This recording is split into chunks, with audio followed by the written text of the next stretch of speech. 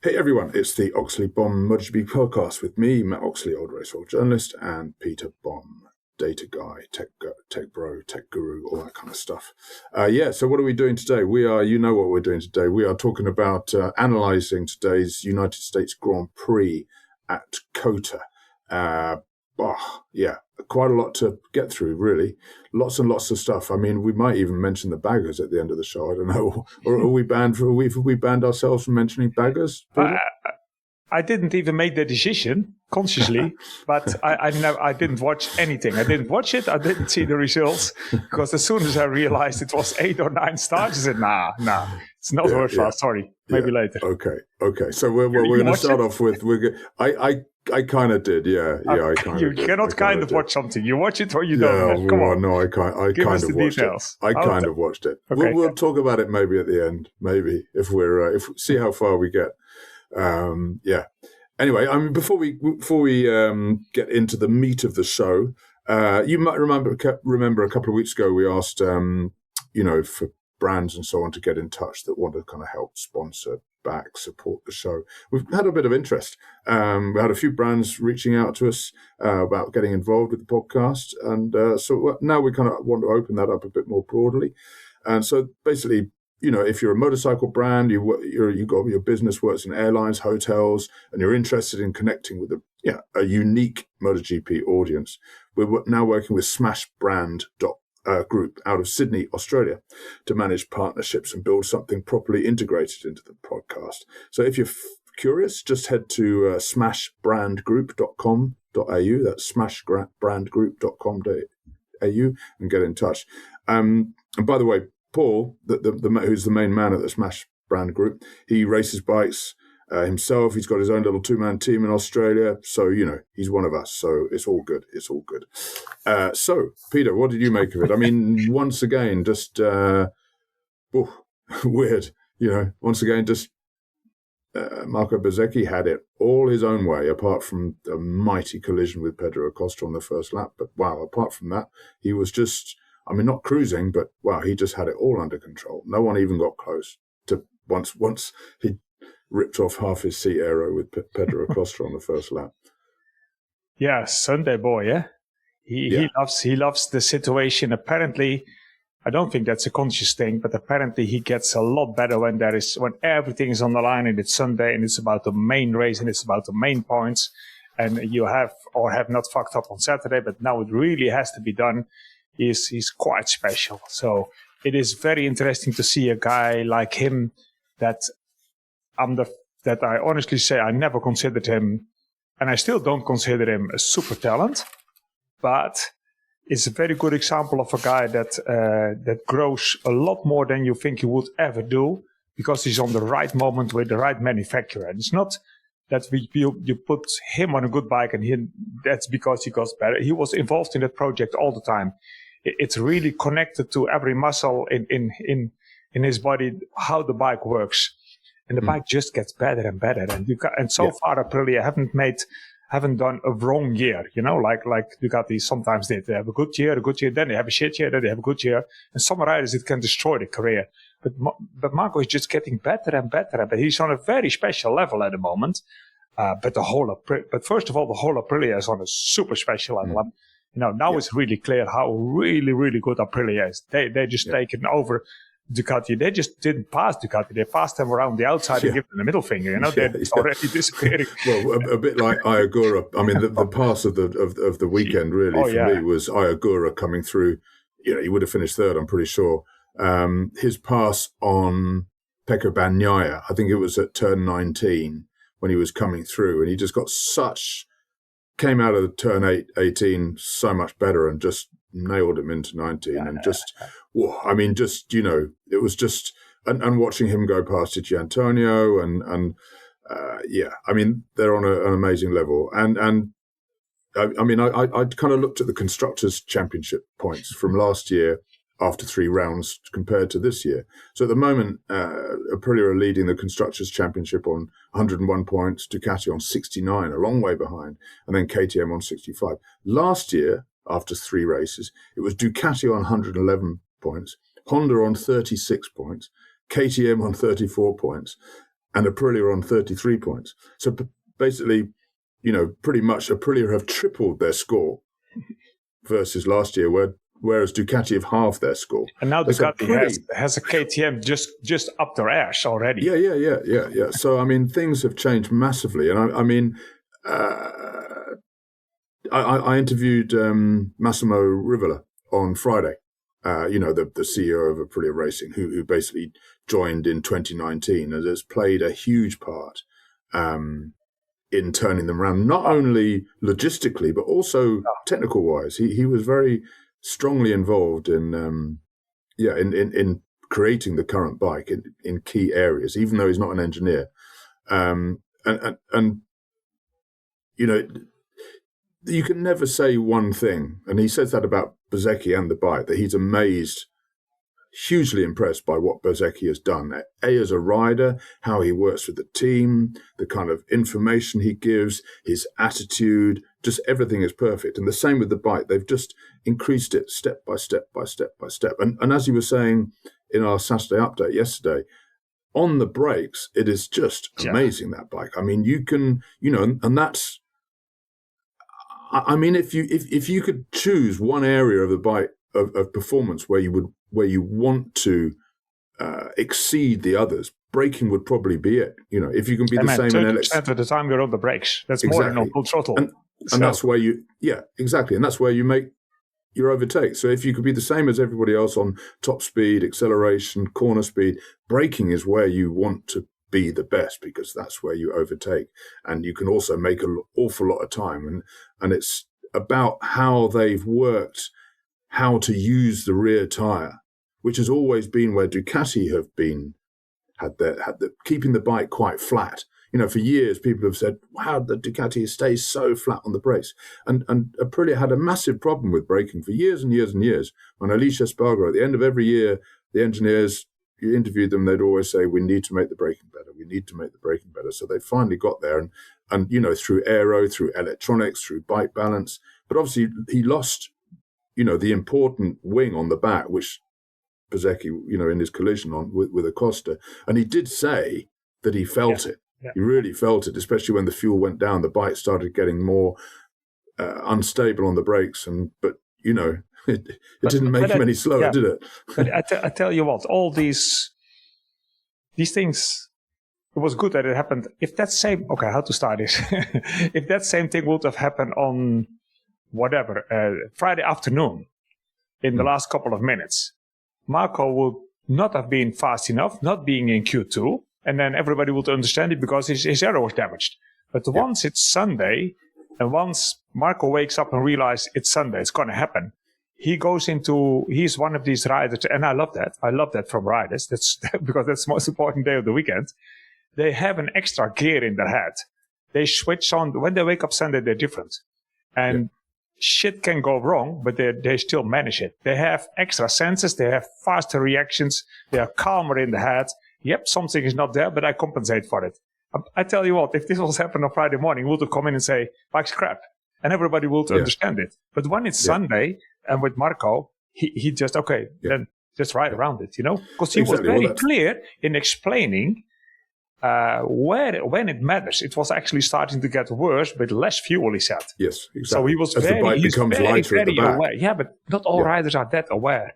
I mean, he didn't have time to speak with his team. He went from press here and press there out suddenly, and then he already is so clear about what happened, what time and what moment. So an example of a good rider that becomes very, very good when he's in the right circumstances for long enough. Lovely to see that. Well, especially because he didn't know his aero was broken. No. And so he was quite surprised when the bike started reacting in the way it did. Because obviously that's something he's not experienced yet this year. It's starting to float around and not be stable and locking on the rear because he's not got so much load on the rear. And even without knowing what was wrong, he just adapted. And to me, that sounds a little bit like the flow state. When you're actually riding in your subconscious. So you're not actually thinking about things. So your body, which is, your muscle memory, is so amazing as a motorcycle racer that when you feel the bike doing something, you start reacting to that naturally. It's doing this, so you do that. It does that, you do this. And to me, that speaks of a rider who is massively in the zone. That he can actually do that without any problem, without knowing what the problem is, without not a worry. It doesn't slow him down and has a few slow laps trying to work out what's going on. So, I mean, without a doubt, he mentally is in an amazing state as well. And he said after the sprint crash, it's quite difficult if you're a racer and you it's a big mistake. Okay, he lost. It is not the whole race, but he lost. Yeah, he lost. Potentially 12 points. That's a lot, and that it's very easy for that to destroy the rest of your weekend because you become obsessed about the mistake you've made, and you keep looking back rather than forward. You're like annoyed, and then that affects your performance in the main race because you don't want to screw up again. So maybe you knock it back a couple of percent. I mean, he without a doubt, to me, this was his most amazing weekend because, to do it once is impressive, to do it twice is impressive, to do it 3 times. And now he's got the most laps in the lead in the history of Grand Prix racing, 121 laps. The previous record holder was Jorge Lorenzo in 2015, that run of 105 laps led, which won him the championship, basically. But obviously, with my history head on, back in 1968 and 69, Giacomo Agostini won 20 races in a row, not 5, 20, right? When nobody else had a bike that was even half as good as his. I mean, literally, it would be basically like racing a MotoGP bike against Moto 2.5, not even a Moto 2 bike. Yeah. So I wonder whether Agostini might have actually led 121 laps in a row, but I shouldn't spoil his day, should I? I shouldn't spoil his day. I'm sorry. Yeah. One note on what you said about the flow, Matt.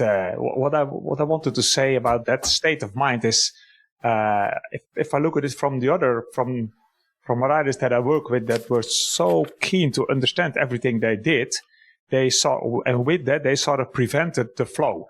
If you really want to understand everything you're doing and like you want to be in command of your body, what it does, that helps only if you don't have the talent and want to do it by brain, and then you only get that far. Like we said on Friday in the supporter spot as well, how to deal with these bumps over turn number 10. That's a subconscious thing. You do it a couple of times, and then your body starts to react in the right way the next time you hit the bumps. And by that, you stabilize things a little bit. So it can take a whole session. But it's not even a decision you make consciously, but unconsciously. That's why they call it the flow. You let everything go because you trust your brain memory, you trust your muscle memory, you trust what you've done all these laps, and it just happens as it happens, which must be an amazing thing to feel. But we witnessed it today because he was a machine. Yeah. I mean, the thing is, you want to race with your subconscious, and you speak to people like Mick Doohan. I mean, without boring people, I had flow a few times in my racing career, and it's it's not even a spooky feeling. It's almost like a dreamlike state. You feel like you're riding slow because you're not even thinking about what you're doing. You're just doing it all automatically. Because if you're doing it with your subconscious and automatically, you're thinking and operating much quicker than if you are thinking consciously. Even the fastest brain can't think fast enough on these things, So he to see him in that state is pretty impressive, and it's just the way your body reacts. You kind of have a slide, and it's like you've saved it before you even had it. You just because you feel the bike starting to do something, and without even thinking about it, your body and your brain is already correcting it. Now, if you'd waited for your conscious brain to do that, it'd be too late. You'd be on your ass. It's a fascinating thing, and it's one of the most beautiful things about. And it's sport. A big aspect of our sport, eh? I have to admit, I watched a little bit of Formula 1 this weekend. I tried to avoid it, but it was thrown in my face. And they were in Suzuka. Yeah. And if you follow a lap from the cockpit in Suzuka, you can't wait until you really see where you need to go. You need to remember. And Suzuka is not short. Yeah. Suzuka is very long, and you never see where you need to go in. And it's fucking fast everywhere with these cars. So you really... Absolutely. It must be a flow. It's like Monaco. You can't wait until you really understand it and see it. You cannot. It's not Valencia where you see the corners, you brake, you go in, you go out. No. It's a whole other game. But lovely to see. Even on a MotoGP bike, even on the old 500s and stuff, that they are so fast that you have to be thinking about the next corner even before you've left the corner before. Preparing your body, your brakes. So you might be coming out of the corner and accelerating, but that's not what you're thinking about. No. You're already thinking on the about brakes for the next, on the line. Where I want to be and where I want to brake for that next corner. So yeah, it's a wonderful thing. That's why we love it. So Bezzecchi, Aprilia, I mean, you just can't take anything away from. First time since Marc Marquez won the first 10 in 2014 that somebody's won the first 3. Funnily enough, it reminds me a little bit of. Marc won the first 10. Yeah, he went on to win the first 10. Yeah. Remember Marc Marquez and those I was there, but I forget shit with numbers. For a data guy, that's weird. But I immediately believe it when you say it. Yeah. Some record. This reminds me, and I'm not going back to Giacomo Agostini now, but this reminds me of 1999 when Mick Doohan and Honda won the previous 5 championships. There was no doubt that he was the best rider riding for the best factory. And we all went into 1999 just assuming that things would just carry on like that. But Kenny Roberts Jr. and the Suzuki won the first race. And then he went out and won the second race as well. And we were all like, what's going on? And it sort of reminds me of that a little bit, of a kind of a changing of the guard, basically. Yeah. Because, we haven't seen anybody this strong since Marc Marquez. Okay, we had Fabio Quartararo, we had win a championship, we had Pecco Bagnaia win 2 championships, we had Jorge Martin win a championship. But none of them were doing what Marco Bezzecchi's doing this year. So it is, I mean, we've only just started the championship, and he's actually not that far ahead of anyone. Because he's crashed out of already. He's crashed out of 2 sprints. He's crashed out of the Thai sprint. Yeah, but that's also the beautiful thing from sprint. They're half point, so you can afford to crash out, but not on Sunday. Sundays, there's another Marco waking up. The more results we have, I don't know how it works with you. I always try to understand really, and at least try completely why the situation is as it is. And the more results we have, like now, the more I understand how clearly, but only now with the knowledge of now, I understand how clearly the writing was on the wall at the end of last year. It was already fully on the wall. Yeah, you're right. Yeah. And the only thing that changed from there to now is that Marc is weak and vulnerable. Yeah. And that's another change as well. That takes Marc out of the game, more or less. So what Marco is doing is not a big surprise with the knowledge now. Probably my surprise is more about Jorge Martin. Because how he destroyed, how he did everything wrong last year, he puts every foot correct this year. And now he's a main title contender. Already now in the press conference, he says something, today was important to take the points. Whoa. Jorge Martin in the third race, but he feels it's possible. It's possibly going to happen this year. I can do this because I'm a bigger talent than Marco ever was. And he's right in that. But Marco's on whatever you call it, cloud something, but he's on a super high. Yeah. So it's not going to be easy. No. I mean, I think everybody, well, not everybody, but a lot of people wrote off Jorge Martin far too quickly last year. Okay, he had a nightmare last year. He made mistakes on the bike. He made mistakes off the bike. He got hurt. Poorly advised, poor friends. Very emotional. He came back and hurt himself again. He came back and hurt himself again. But you don't just lose that talent. All you ever lose is the will to deploy it, right? And that was the only question: was might he lose that will? But I mean, he's not had a smashed up career. You know what I mean? These were his first kind of serious injuries. He's not had a Mick Doohan or a Marc Marquez. It was still relatively minor. Yeah. For him, it was a huge thing, but I never saw it as like, whoa. No. He just had a lot of them in a row, but none of them like whoa, that's a carear ender. No. No, I mean, there was a kind of thing. In his mind, it was a big thing. But everything that happened to him, everything individually looked at it was nothing like, there was none of them was super big. But he's quite emotional in it. When he loses or when he wins, it's always extreme. Jorge likes to kind of big himself up or big the thing up. if it's really good, he bigs it up, and if it's really bad, he kind of bigs it down. If you like, he kind of he likes a bit of drama. I think he likes a bit of drama, and that's great. He thrives on it as well. Yeah. It makes him faster. Yeah, and he did that thing when he crossed the line. No, it was yesterday when he crossed the line in the sprint. He smashed the screen, which he always does, which I kind of quite like. Also, we should just quickly mention his wheelie crash on the back straight. Oh, yeah. We got that wrong yesterday in our supporters pod. We said that presumably the front wheel had stopped rotating, which does happen in a long wheelie, and it comes down. And if it can obviously, if it's not rotating, it's basically locked when it hits the ground, and that can cause a crash. But he said it wasn't that. It was. He realised as he was going along that the bars were jammed. The handlebars were jammed. He was already on the lock stop. No, I don't think he was on the lock stop, but they were jammed. The bars were presumably turned slightly to the right because he's accelerating, so it'll be like that way. So and they were jammed, and then he realised he couldn't get them straight again. So that must have been, there's a lot of hoses and cables and everything in the fairing, and I assume that somehow. They just got caught up. You got a really good point, except that these handlebars turn really, really free. They're very, very careful with the cables and everything. But the Austin straight is not straight.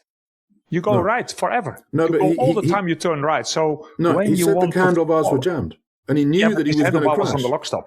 He said he was on the. It has only 20 degrees to left. Right. Yeah. Okay, I leave but it was there. jammed. That's the main thing. Okay, it was jammed. He couldn't get them back, and he thought, "Well, I've got to keep doing a wheelie." But then, obviously, at some point, to tell you where you want to wheelie. Yeah. When you get to it's the next level wheelie to stop while still wheeling. That's another thing on your back wheel. Yeah. Well, he was. I mean, Marc went down with 190. He went down with 190 as well. Both of them are proofs that it's no problem at the moment, including MotoGP, as long as you don't hit something. Both of them just walked away from it. Absolutely. As long as you don't hit something, it's all cool. Or something doesn't hit you. Yeah. But the other thing about the thinking that it might be cables or, I mean, obviously they designed them very carefully. But maybe there was something became, it was a mistake or something became dislodged. But I then wanted to blame it on the ride height device because obviously, a lot of the amount of cables and hoses and stuff that since ride height devices is just ridiculous in the nose of a MotoGP bike. So I just want to blame his problem on a ride height device. I'm fully with you. There you go. The ride height device. And just one last thing before we move on from Aprilia, because it's all been Aprilia, as it should be, They had Michele Colinolo, the CEO of Piaggio, was there. He got some value for his money. He comes to the occasional race in Europe as well. But, I mean, he is the guy that, when Rivola came into the top. Mugello. But even before that, when Rivola came along, he said, I'm only going to take on this gig if you give us some more money, if you up your budget, and Aprilia isn't a big brand, I mean, they make about a similar amount of motorcycles as Ducati, in fact, but they're not so many high-end motorcycles, So that's quite a big thing from Piaggio to, open up their wallet. And also, like you said, he did the same again when Martin became available in 2024. Rivola was straight on the phone to Colinilo saying, I need some more money. It sounds so Italian. It's all Italian, this story. Italian companies, and in the middle of the night, you have a couple of extra minutes if you prefer. We have to be careful on that one. We don't want to... No, but I love that. I'm not even going to mention the word that's horses. That's why they beat the Japanese manufacturers at the moment, because they shift quicker. Yeah. With a lot of emotion. Sometimes they cost money, sometimes it brings them open their wallets quicker as well, which is what it's all about. I mean, next we obviously have to talk about Pedro Acosta and KTM. That bike, it's obviously much more track specific than the Aprilia. The Aprilia seems pretty neutral, seems to work everywhere at the moment. The KTM was pretty good in Buriram, not very good in Goiânia, pretty good here as well. But I mean, this is very much a lot of very aggressive turns at tight turns at Coda, and I think that sort of works better for the KTM. They struggle in the fast in the Donington section. Let's call it Donington section. Yeah. Oh, it's a part of Silverstone, Maggots and Baggots, whatever you call them. They struggle there. But they're cool in other areas. That's a good thing from Austin. It has a little bit of everything. But still, it usually in the past delivers weird winners. Also because of tires and everything. So, Pedro's good. And the KTM. What also, they noticed it a couple of times this year. They're complaining about, we lost some of our top speed. But they forgot to mention they get something for that. And I think they traded it for something that's better for overtaking and better for the lap time in the end. Because they have other aero, which takes away some of the top speed. But it gives them some extra braking performance. And that's in the end, that's the super critical balance. And they were probably on the wrong side of that balance. And now they're on a better side of that balance. The bike's still not slow, not really. No, it's not slow. But it stops better, more predictable, and more constant stopping power, which is what makes you overtake people. Acosta obviously just fantastic, just absolutely fantastic, and he just seems to be getting better at not making mistakes. Yeah, you know what I mean. He found the challenge in wringing the neck out of a bike that's not perfect, and then be on the absolute limit from that bike. Yeah. Cool. And so, obviously, he had a big crash this morning, and KTM did very well to recover from that. Yeah, turn two is a fast place to go. You know, you're going downhill. Quite often, the bikes make it to the barrier. How many laps they make in warm-up, Matt? Maybe 3 or 4? Yeah, 5. I think 4 or 5. Total on the bike. Yeah, you need a smack on the head for that, really. He rode brilliant all weekend.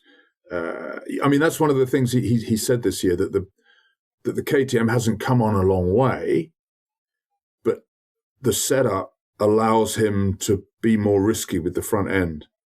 And if you can be more risky, if you can take more risks with the front end and get a warning, then that means you can push harder. So even though, that's what I interviewed Aprilia boss last year, tech boss Fabiano Sterlachini at the end of last year, and he said there's 2 types of performance. There's the actual performance of the motorcycle, and there's the level to which the rider can take it, and they're different things. In a perfect situation, that the performance might be there, but if the bike only gives the rider enough feeling and feedback and confidence to get to there, then that's the true performance. There is too much difference between them. Then you really need Marc Marquez to do something with that bike. Otherwise, not. Yeah. Actually, that's a bit what Martin was asked by every man in his dog about what happened in turn 1 in his. He had a huge moment in turn 1 at some point in the race. He lost the front, but that's interesting. Well, that you mentioned that, because Martin was more or less saying the same. I said I start to understand the bike on a level where I know it's going to probably crash, and I'm already prepared for it. And that's exactly where you want to be. And if a manufacturer, the championship years from Pecco and also from Martin on Ducati were when they did not touch the bike a lot all year. They always had more or less the same bike. A little bit of preload here and there, depending on the grip level. So the riders always knew what was going to happen. Yeah. But as soon as the manufacturer is a little bit in trouble, or the engineers find themselves too important, you get a different bike every week. And that's where you start to be sometimes really fast, although you didn't really know the limit. But the next time you're on your ass and you didn't feel the limit. Yeah. No, so it's so important to have a stable platform and don't move around from there too much until you're really, really sure that is there. It was an interesting observation from Martin, but he's still not super experienced with Aprilia. But he says, now I start to feel, and I reckoned it's probably going to go, so I was ready.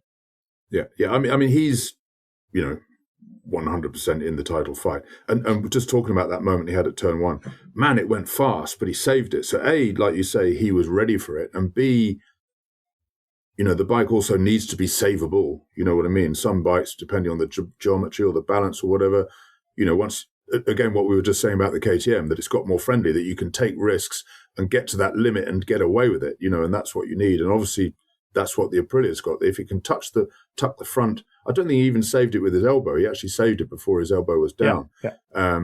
So that suggests that the bike is very neutral if you can get it back from it went so fast. It wasn't a slow, because it's obviously a very tight corner, a very slow corner. So when it's going to, exactly, the slower the corner, the faster that it tends to go, bizarrely. Yeah. So the fact that he could save that is a very good sign for the bike.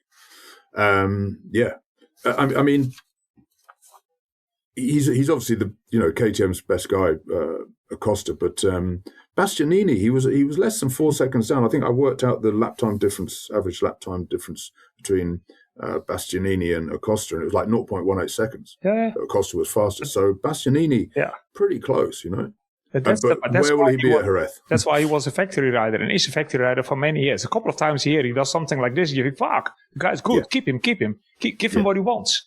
Yeah. But the more we listen to him, the more we speak with him, the more you understand, you need a lot of luck. But when the ducks are in a row, and he doesn't need 1,000 ducks in a row, he needs a couple. He's quite special. That's why he was with the ride on factory bikes, but also with the ride lost that seat because he doesn't do enough of these results. He reminds me a little bit about Luca Cadalora, who was top 500 rider in the closing years of 500s. He was and speaking to Bastianini's people that work with him, he said that if everything's right, he's there, but if it isn't, you cannot do anything to get any speed out of him. How will he be at Jerez? Let's talk about Enea Bastianini. Before we get too excited about Bastianini, let's wait one more race. He deserved it because I'm hard on him most of the time. So now he has a right to be in the sunshine because it was really. It started already on Friday. It's another one of these things with him. If he has a good Friday morning, you already something's possibly going to happen. Well, that's it. If straight away it feels good, away he goes. If straight away it doesn't feel good, he's like, that's it. So finished. It was good on Friday. He's in Q2. Didn't do very well in Q2, but he's already with the top guys. And then it's on a track where tire wear plays a little bit of a role. And with the KTMs, you can start well. You usually make up more places than you lose with KTMs at the start. And suddenly he finds himself in this position. So, well deserved. But most of my critic on him stays put because Jerez, he can be 18. Let's wait before we... Without any logic text from him. So we need more. But I mean, to me, the Bastianini versus Marquez battle towards the end was the best moment of the race, because Marquez screwed over Bastianini in qualifying yesterday, didn't he? I mean, Mark said he didn't. I mean, it was borderline. But so I mean, every rider on the grid has got all kinds of reasons to want revenge over Mark. Mark especially is high on everybody's list for all reasons. You're right.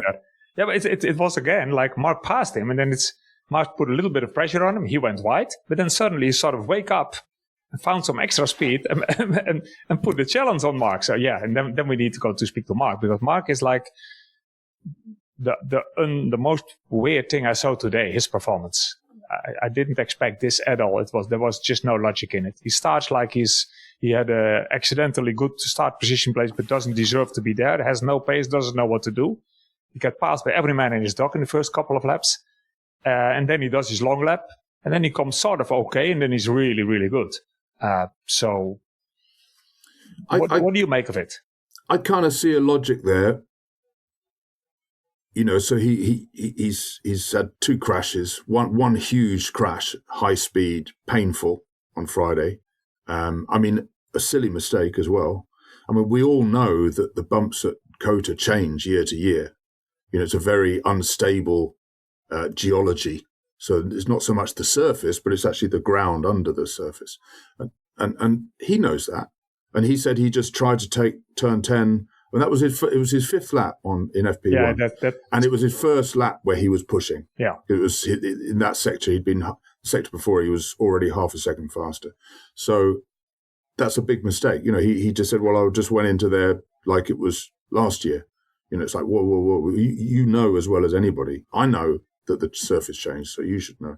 And then he takes out Digi Antonio. So it's not a big painful crash, but it's a big crash. It's given them a penalty, and it's everybody's screaming Marquez, you bastard. And so I think he's a little bit deflated at the moment, mentally, because everything's going wrong. He's not full. He's not fully fit. The bike's not right. It's especially not right in the early stage of the race, which it wasn't last year. He crashed twice at the beginning of the season, early in the race, realised that he had to wait for the rear tyre to wear down a bit, and then the bike becomes a bit more friendly. And then he could push if he needed to in the final stages, which he did today. Yeah. But this is also the first full-length Sunday race he's done since Motegi last year. Yeah, because he obviously he got hurt at Indonesia. His bent wheel rim in Thailand, and then last week wasn't a full-length race in Brazil. But it was not because he wasn't able to. He was no. But I'm just saying. Already. I'm just saying that's the first race he's done. The first I said it. Done. I understand all your things. So I was expecting him to be careful, calm down, but he was like a sitting duck. The people passed him left and right. Yeah, that was my surprise, because you make yourself a little bit wide. Because if somebody can prevent him, can prevent himself from being overtaken easily, it's Marc. But he didn't. It was like, okay, left, right. Yeah. And he came sort of good. And if you look at his lap time in the end, how much he was behind Fabio Gintoni, then without a long lap, he would have been P4. It's theoretically, but, so that still is not great, but he would at least have been, again, the best Ducati, but then still be beaten by KTM's Acosta, which is also something. So we start to raise some question marks about the level of the 26 Ducati. But for me, most of all, it's about Marcos. If Fabio Gintoni can do with it what he does, the bike is more or less there. Just Marc is not there. Marc is completely not there. I'm surprised how far off he is from what I expect him. Shoulders are a big thing in MotoGP, and you see him a lot of the time in the garage unzipping his leathers and putting his hand in there and just kind of massaging it and holding it in strange ways. And so the shoulder is obviously not great. And, when he was after the long lap and he was kind of coming through, when he got up behind Bagnaia, who was, fifth, I think, or something, I've never seen him so cautious in all my life. Well, there you are. And that was when Bagnaia kind of fell off a cliff and was going visibly slower. Yeah, he was so slow that even... And he still wouldn't go past him. Say, okay, then I'll do it. Yeah. Yeah, no, he still wouldn't do it. No, it just went past... Yeah, just came, and then that's triggered the kind of great kind of... And I was so pissed off with the director that on the last lap, when Bezzecchi was way ahead, Martin was safe in second, Acosta was safe in third.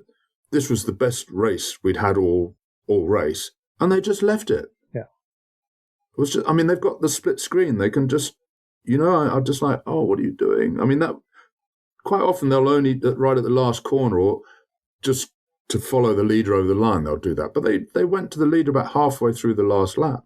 So they lost the whole of that that was, to me, was the highlight of the race, was them, because there's needle there. Every rider has got needle. They've all want to take revenge on Marc for numerous reasons, either beating them up or embarrassing them or both. You know what I mean? Everybody's got a score to settle with Marc Marquez. It was great. I really enjoyed that. That brings me to Pecco, because Pecco's question mark for me is how can you do 2 days in a row destroy your tire before everybody else?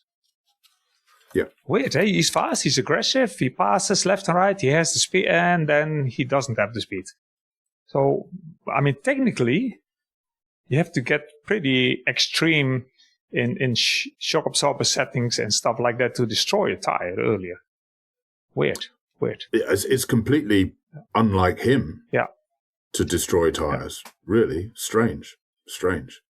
We should also say another thing about the Aprilia, how none of the riders are going like, oh, the rear tire dropped. Or Jorge Martin said he overheated the front when he was trying to chase Bezzecchi, but none of them have said, oh, I was getting a bit.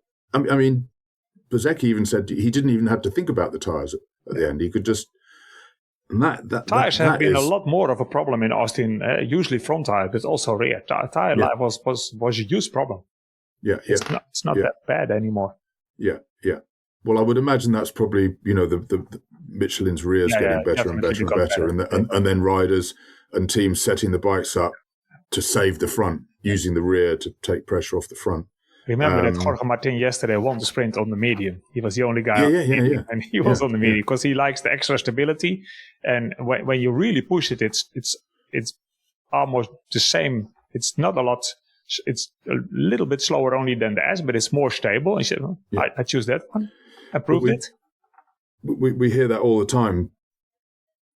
You know, riders use the soft on Saturday, and then they're looking forward to using the medium on the Sunday because it's got less grip and the bike.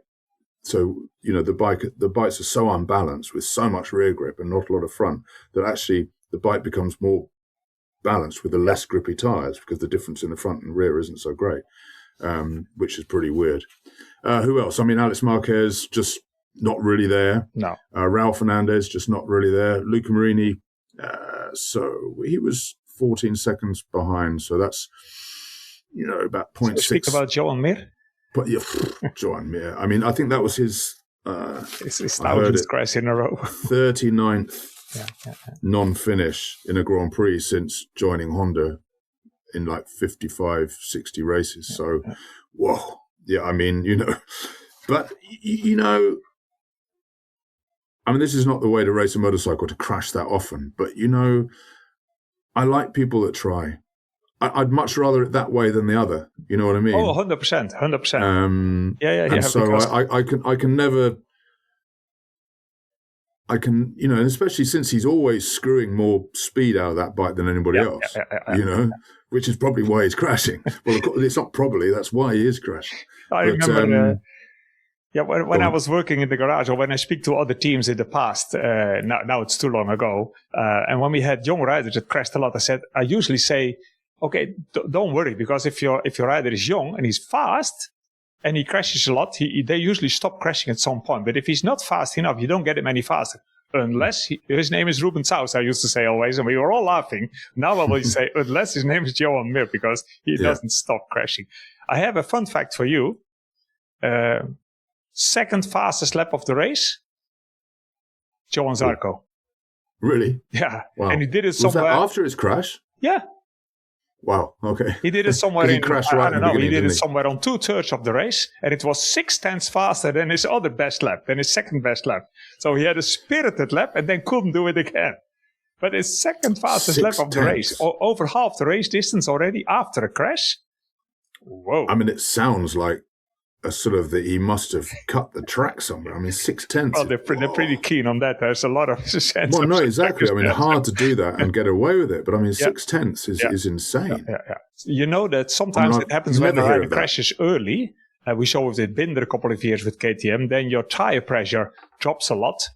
And then suddenly you find yourself with a super grippy front tire. And you can do a couple. But it was already lots of laps after he rejoined it. But probably he was still on the super low. Anyway, and his second best lap, so before and after, was 6/10 slower. So he will be smiling in the plane, but not a lot. He has something positive from the weekend. And the time pressure thing is a very good point. And I assume, I'm not sure, but if you crashed, I think they don't count your tire pressure anymore because they know that, of course, it's going to go down. I don't think you get penalized. Exactly. I think there's something like that. So obviously, you fall off your motorbike, the tire cools down, and then suddenly you've got a fantastic tire with a squishy tire with a huge footprint, and like, woo! Yeah, that's mad, isn't it? Mad. We'll ask him next time whether that is the case. But that makes a lot of sense. And if it makes sense to me, it must be right. So, I mean, Bagnaia down in 10th, Aldiger 11th, Binder 12th. I mean, he's in a world of pain. Diogo Moreira, I mean, he only beat Diogo Moreira by a fraction. And once again, Moreira, wow, you know, he's sort of fast, consistent. He's not doing mind-boggling stuff, but he's going well. He's not making mistakes, fingers crossed. Super impressive. Yeah. He beat Morbidelli.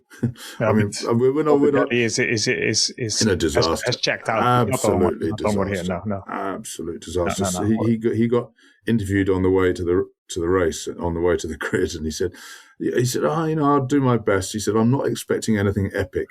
Yeah, I mean, he always says something. He always says something perfect. Yeah. Morbidelli. No, I'm not going to slash Morbidelli because he's in a whole world of pain. There's something really wrong there. So, and I like Frankie, even though he's mad. Well, that's mainly why I like him, because he is mad. Toprak Razgat, fantastic first point and first Yamaha. I mean, we just keep seeing. I think one of the sessions, after 15 minutes, he was fifth fastest or something. Well, this morning in the warm up, he was fifth fastest again. Right. Okay. Yeah.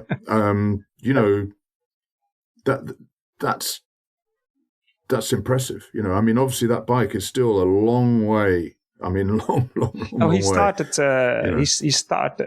He has the fastest lap time with the Yamaha. He passed Fabio and Jack Miller in the first couple of laps, and then had his own little race. So Fabio is like Morbidelli at the moment, completely checked out, not longer here, not in touch with the bike in reality. Very, very sad. But we shouldn't say. I stopped speaking about Morbidelli or Fabio Quartararo like they're doing a very bad job at the moment. No, they're just in a really weird situation. They don't count them. But for Toprak to be the first Yamaha and the fastest Yamaha is already something. And great. So he's in a difficult situation, and he knows that, he learns a lot, but at the same time, next year we'll be on another bike, on another tire. So he learns the rhythm from MotoGP, which is quite harsh, quite spectacularly difficult to deal with, because World Superbike is a holiday camp compared to MotoGP in a way. In a way, in that way. No. I mean, 13 rounds do they have? Yeah, I mean, just I'm never knocking World Superbike, but it's a different game. It's a different game. I'm not knocking it in any way, because it's a different game. It's not easier. It's just a whole more chill, the whole rhythm. Sure. No weekend to weekend, and the amount of stress you have already on Friday morning is different.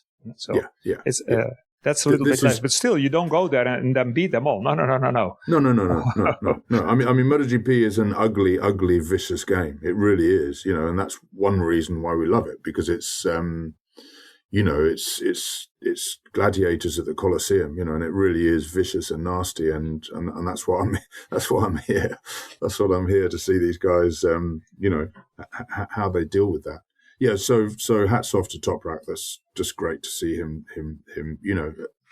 That's one tiny step forward. He's so far away from being where he wants to be, but he does all the right steps. He has the right attitude. There's not a lot more you can ask from him at the moment. If he was doing more than that, it will be very, very, very special. So it's just good what he does. Just good. Yeah, I mean. Going from like winning every weekend, on the podium every weekend, to being way back there mentally is massively problematic. It can just blow your mind completely, and you just think, I don't want to be here anymore. And that's what you were saying about Quartararo checking out and Morbidelli checking out. And Quartararo is generally very good at not checking out, even though he's been on an uncompetitive bike. I used to praise him every week for that. Sure. But now... I think it was not last year. I think it was the year before. It might have been last year or the year before, where I think it was the year before, 24. He kind of, the first third of the season, he was like that. He just gave up. He just could not be asked. He's like, what's the point? And that is the point. That what's the point of nearly killing yourself to finish 7th instead of 11th? I mean, who cares? It's worth risking everything to win or finish on the, to win or to finish 3rd instead of 4th and get on the podium. It's worth risking. That's when these guys are saying, I'm going to push. I'm going to push. But to give that same level of commitment, that same level of risk, just to finish 8th instead of 11th. I mean, but it also means what you're saying, Matt, because I fully agree. This is what's happening, and I love it when he doesn't do it, but I understand it when he does give up. But it also means that he is convinced Yamaha doesn't bring anything. There is no point me starting that bike actually or putting my helmet on, because the bike's still the fucking same and I know how slow it is. And I proved already a couple of times that if I risk everything a little bit more, I can look quite special, but I can still not do a special result. So it also shows that he feels that nothing's happening from Yamaha's side so far. And then he just doesn't want to put it all on the line again, because apparently next year he's in another situation. You don't want to go there with a broken back and whatever. You know? No. Sure. I mean, there is also that thing that, when you are developing a bike, it's important to stay in one piece. You know what I mean? Again, because, if you're racing at the front, people, you fall off and you get hurt. Well, that's just what happens because you're racing. You've got to risk, But when you're racing around developing a bike and you're basically nowhere, you need to stay fit, right? You know what I mean? Because that's what you need to do is not get results, but to get miles. Marini for the last years, Yeah, no, exactly. Yeah. So do we want to speak about baggers? I really didn't watch it. I sort of forgot all about it. And then I also I watched some of the footage from the last year from Moto America. I had some fun on a little summary video sometimes. But then I mean, I've got nothing against them, and I see the logic in having, 3 Grand Prix classes and then having something very different. Yeah. I completely see the point of that. So I do not have a problem with them at all. What I do have a problem with is 9 bikes on the grid. Yeah. They've got 9 bikes. That's a big middle finger to the public, to all of us. No, I mean, it's laughing at the fans. If it's a trial bike or an adventure bike or a bagger, because baggers are big in America. So when we are in America, that's the bikes they ride and they see on the street. Have them racing, but then you need 22 bikes on the grid. Yeah. And at some point you will have a couple of fights. So even if it's not for P1, then it's for P5 or 6. I mean, Moto E was brilliant comparing with this. Yeah. I don't understand how somebody in MotoGP thinks 9 bikes is acceptable. Yeah, because it is not acceptable. If you're a fan watching at the track and you've got a 3-mile circuit like this and you've got 9 bikes on the track, what? And they're not fighting within 10 meters from each other. No. And I know they're kind of they're not production bikes and everything, but nonetheless,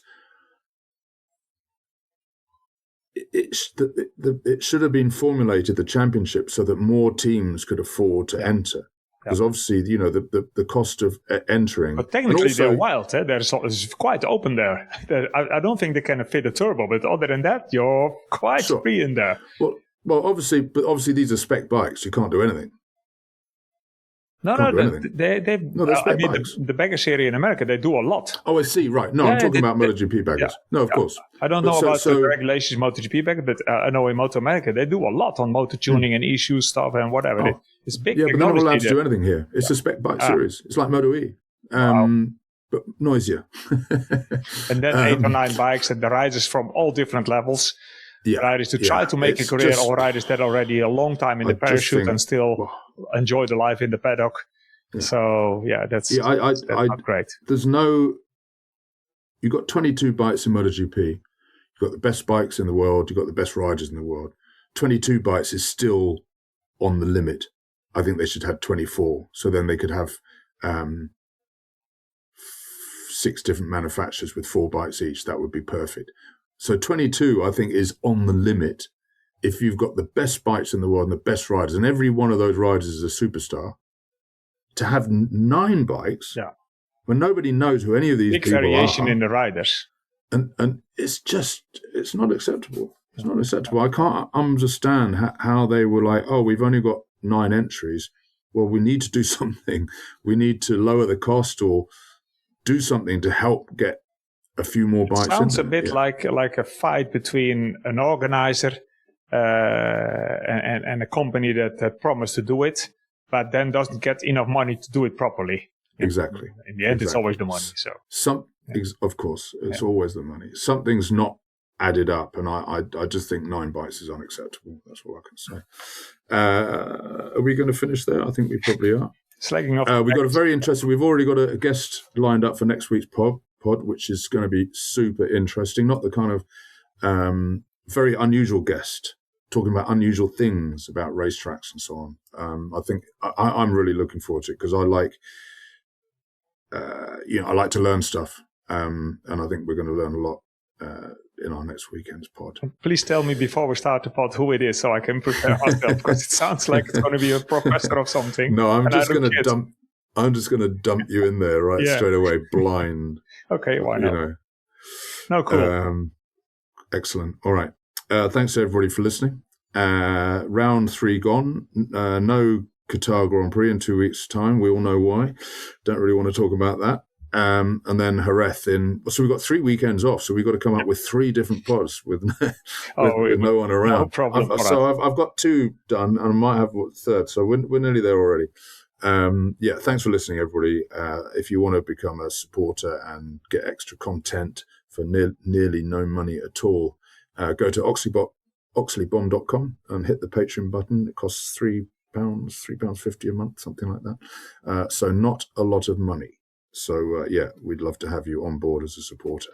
And as we were saying earlier, we're working with this Australian company, smashbrandgroup.com.au, the smashbrandgroup.com.au. We've had a few companies all of a sudden, because we mentioned it on the show, and we've had quite a few companies saying, we would like to be involved, which is really nice.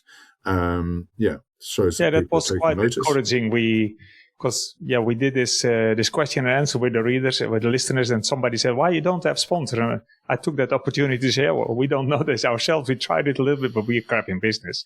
We tried it a little bit, that's all right, but we still feel we have something valuable here.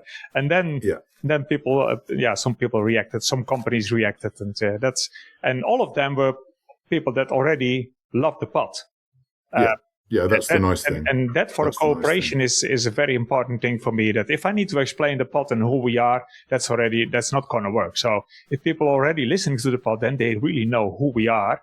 Then they have an idea of who you guys are who are listening to us. And then probably they can match us to a company that offers something that we all have a benefit from, that it makes sense. Yeah. Did I say that correctly, Matt? That was my part. Much better than I ever could, Peter, as usual. You know me, I like to trip over my words. All right, everyone, there we go. We're done for this week. We'll be back next Sunday, as I say, with a very special guest, and we think you're going to really, really enjoy it. Okay, bye-bye.